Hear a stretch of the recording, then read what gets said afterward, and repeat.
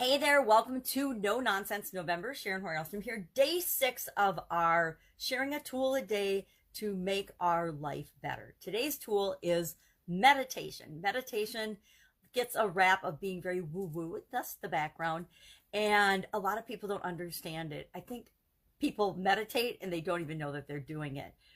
I used to have tons of trouble getting to sleep at night. I was super duper busy raising a family, running businesses, working in corporate America, and kind of like running around with like a chicken with my head cut off most of the time. And so I would lay down at night and my mind would have that monkey mind going a million miles an hour, all the things I had to do, all the things I hadn't done, rethinking the day, planning tomorrow, and I had a heck of a time getting to sleep.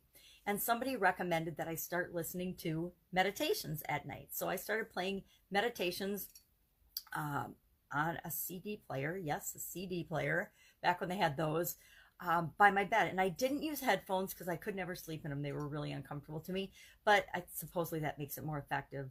So I just used and listened to the meditation tapes. And I found that within 5 minutes, I was asleep, out cold, sound asleep when I listened to meditations. And pretty soon it got to the point where I didn't even need meditations anymore after a couple of years. It was actually years I listened to them because I liked them. I liked to lay down in bed and then know that I would be having a peaceful, restful sleep within 5 minutes of my head hitting the pillow. And that's really, meditation can be used for that. It can be used to improve sleep. It can use to improve focus. It's one of those strategies and techniques and tools that has been not only proven by practitioners, but scientifically and medically proven as well to have not only both physical and health benefits as well as mental health benefits, right? It increases our self-esteem. It gives us better focus. It helps us to concentrate. It reduces our stress. It can reduce anxiety and depression and actually all emotions. It can give you more of what you want for emotions and less of what you don't want for emotions. Fosters kindness, which is one of my favorite things about it. So it improves our relationships. It also increases our self-awareness and our self-esteem.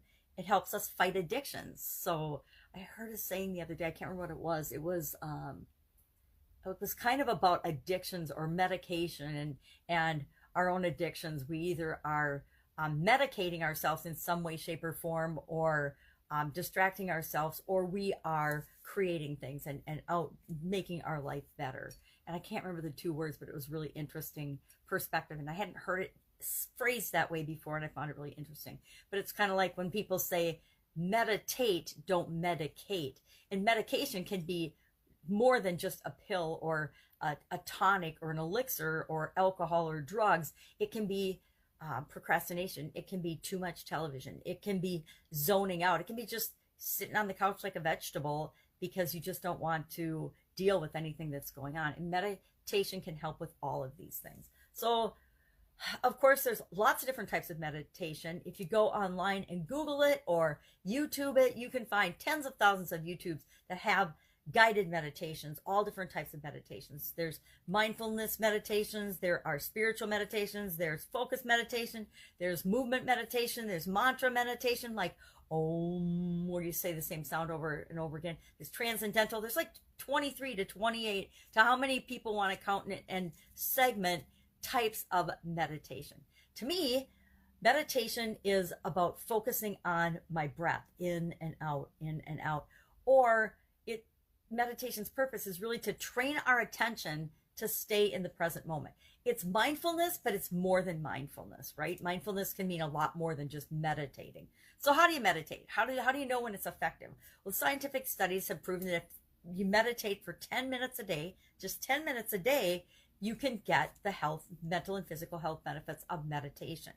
Now, I am not going to go into all the details of the different practices and the different types of meditation. I've done some, definitely haven't done all. I'm reading and working on a book for personal development this year called, by Lynn Grabhorn, Excuse Me, Your Life is Waiting Playbook.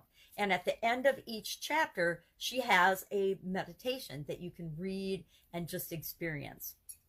And I do that. And I just sit quietly somewhere for 5 to 10 minutes. I breathe. I start by focusing on my breath, and I breathe in and I breathe out. And I usually count, because counting helps me to focus on my breath and shut my mind down from other things. And that's how I become mindful. And then I go into whatever I want to create in that session, whatever I want to think about, whatever I want to not think about, whatever I want to just let come in and come for answers. Usually I'll ask a question. Sometimes I will just start out, I'm not a big mantra type or traditional mantra meditator. Some people will say Om or another, what's the other one? I can't remember. Sit, Chit, Ananda or something. There's all kinds of actual meditation, Sanskrit type phrases that are used over and over and over again. Or there's the biblical I am that I am. I am that I am. I am that I am. A lot of people will repeat a word or a phrase over and over again to get them to focus on being present and staying in the present moment. But really, meditation is just training yourself and your attention to stay in the present moment. And I find the quickest, easiest, fastest way to do that is by focusing on my breath, inhaling and exhaling, and actually thinking about each breath in and out. Because guess what? Most of the time, we never think about breathing, right? We just do it on autopilot. So meditation is our tool for the day. I would love to know how meditation has impacted you if you've done it. If you've never tried it, I invite you to hop online, hop on YouTube, find a meditation. Now more than ever, we need to find ways to self-soothe and take care of ourselves, especially with all the chaos and the craziness that's going on in our world with COVID-19 and everything. We need to make sure that we are doing things that we can do. And guess what? Meditation is free, right? Nobody, I guess you can pay for meditations. There's, oh, I was going to say this too. There's programs, there's CDs.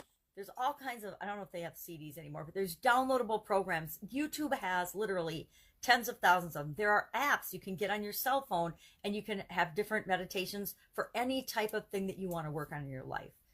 It's a lot like hypnosis. We'll talk about hypnosis maybe down the road, but and self-hypnosis, because they're free tools. They're free things that you can do right now to improve your life. Why wouldn't we want to do that? It's our tool for today. Have an awesome day. I'll be with you tomorrow with another No Nonsense November life tool, life skill, life hack, whatever you want to call it. Things that you can use right now to make your life better. Have a great day. Any questions? Hit me up in the comments below.